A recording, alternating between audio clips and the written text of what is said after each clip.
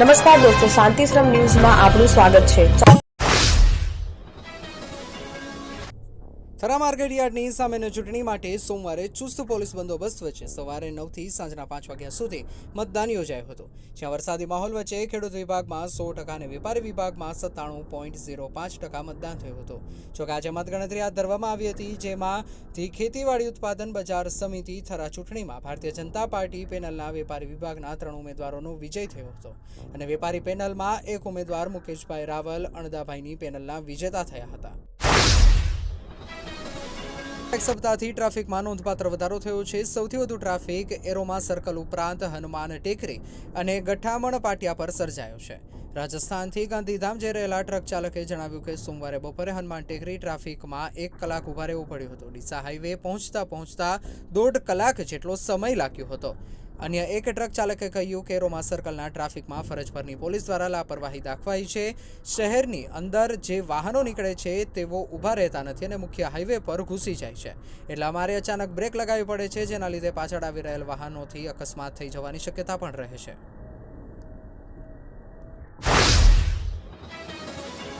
લાખણી તાલુકાના ધાણા ગામમાં 23 વર્ષ પૂર્વે 25 સપ્ટેમ્બર 2002ના રોજ ખેતર ખેડવા બાબતે ધાણા ગામના પટેલો અને ઠાકોર સમાજના યુવાનો વચ્ચે મારામારી થઈ હતી, જેમાં પટેલ તરફે વાલજી ઝાલાજી પટેલ અને ઠાકોર પક્ષે ચેનાજી વિહાજી ઠાકોરનું ધીંગાણા દરમિયાન મોત નીપજ્યું હતું। આ અંગે ગણેશજી વરદાજી પટેલ અને ફુલાજી મફાજી ઠાકોર એ બંને પક્ષે સામસામે ફરિયાદ નોંધાવી હતી, જેમાં ખેતર ખેડવા બાબતે બોલાચાલી બાદ મામલો ઉગ્ર બનતા લાકડી, ધાર્યું, ધોકા વડે જેવા હથિયારોથી સામસામે ધીંગાણું ખેલાયું હતું, જેમાં બંને પક્ષે થઈ કુલ 45 આરોપીઓ સામે ગુનો નોંધાયો હતો, જે પૈકી કોર્ટમાં કેસ ચલાવવા દરમિયાન 4 આરોપીઓ મૃત્યુ પામ્યા હતા।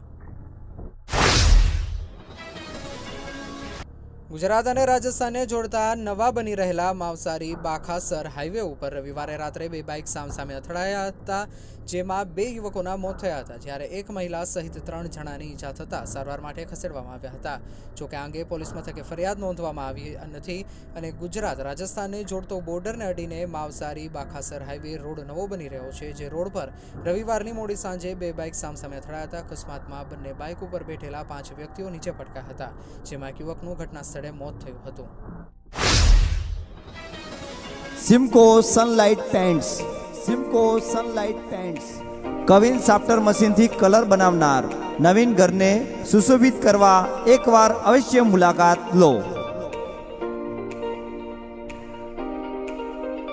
Simco sunlight pants.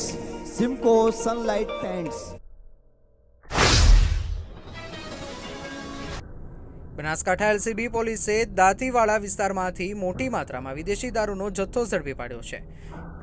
વાવધારાથી dairy road પર નાકાબંધી દરમિયાન પોલીસે બ્રેઝા ગાડી નંબર GJ09BG 4389 માંથી 6.1 લાખની કિંમતનો વિદેશી દારૂ અને બિયરની 1611 બોટલ જપ્ત કરી છે। આરોપી કિશનભાઈ મોહનભાઈ માળી ને પકડી પાડવામાં આવ્યા છે। પોલીસે 2 મોબાઈલ ફોન અને બ્રેઝા ગાડી સહિત કુલ 13.1 લાખનો મુદ્દામાલ જપ્ત કર્યો છે।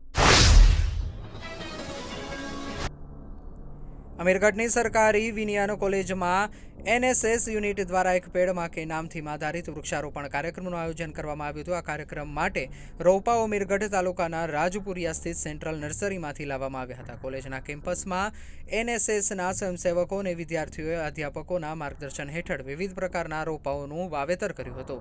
આમાં જાંબુ, આંબો, કરામદા, લીંબુડી, દાડમ જેવા ફળાઉ વૃક્ષો રોપવામાં આવ્યા, સાથે આંબળા, હરડે, તુલસી અને અરડુસી જેવા ઔષધીય વૃક્ષોની રોપણી પણ કરવામાં આવી। ચંપો, જાસૂદ અને કરેણ જેવા ફૂલ છોડ પણ વાવવામાં આવ્યા।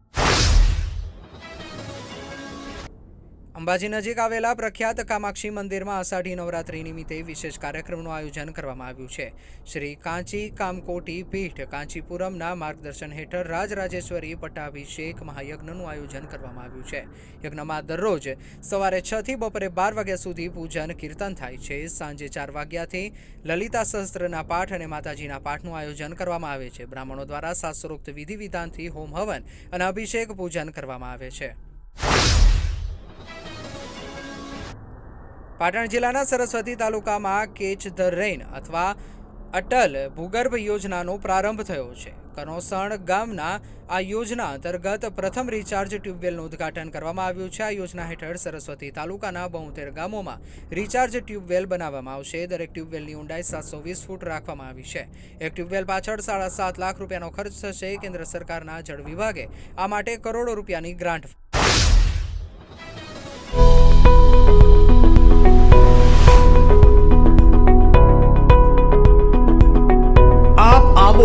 આજે દિયોદરમાં બનાસ ડેરી સંચાલિત ઉમંગ મોલમાં જ્યાં આપને મળશે બનાસ ઘી, બનાસની ચા, નવરસ તેલ સહિતની જીવન જરૂરિયાત તેમજ કરિયાણું તથા કોસ્મેટિક ચીજ વસ્તુઓ તેમજ પશુઆહાર સામગ્રી મળશે વ્યાજબી દરે. આજે સંપર્ક કરો ઉમંગ મોલ, ખીમાળા બાબર હાઈવે, તિરુપતિ સોસાયટીની સામે, બ્રિજના છેડે. આજે સંપર્ક કરો 94 276 45 123. ધાનેરા તાલુકાના છીંડીવાડીથી ધાનેરા હોસ્પિટલ આવતા પુલ પર ગાડીમાં જ થયું કરુણ મોત. વૃદ્ધ શારદાબેન કરસનભાઈ ગોસ્વામીનું ધાનેરા પુલ પર ખાડાના કારણે ટ્રાફિક જામ સર્જાયો, જેમાં શારદાબેન ગોસ્વામીનું કરુણ મોત નીપજ્યું. નેશનલ હાઈવેના પાપે અને તંત્રના કારણે એક વૃદ્ધનું મોત નીપજ્યું. 3 ગાડી ખાડામાં ફસાઈ ગઈ, જેના કારણે વૃદ્ધનું મોત થયું. રાહ જોતું હતું આ તંત્ર ક્યારે કોઈનો જીવ જાય અને જીવ ગયો, છતાં પણ ધાનેરાનું નબળું રાજકારણ અને તંત્રના કારણે એક વૃદ્ધનું ગાડી માં જ મોત નીપજ્યું. સોશિયલ મીડિયામાં વિડીયો થયો વાયરલ. થરાદ સહિત ગ્રામીણ વિસ્તારમાં વરસાદી માહોલ. રાહ, કોચલા, સેદલા સહિતના ગ્રામીણ વિસ્તારમાં વરસાદીમાં માહોલ. ઝરમર વરસાદથી ખેડૂતોમાં ખુશીનો માહોલ. સરહદીય વિસ્તારોમાં વાવણી લાયક વરસાદ વરસે તેવી બંધાઈ આશા. ત્યારે જિલ્લામાં સવારથી છૂટોછવાયો વિસ્તારોમાં વરસાદ વરસી રહ્યો છે.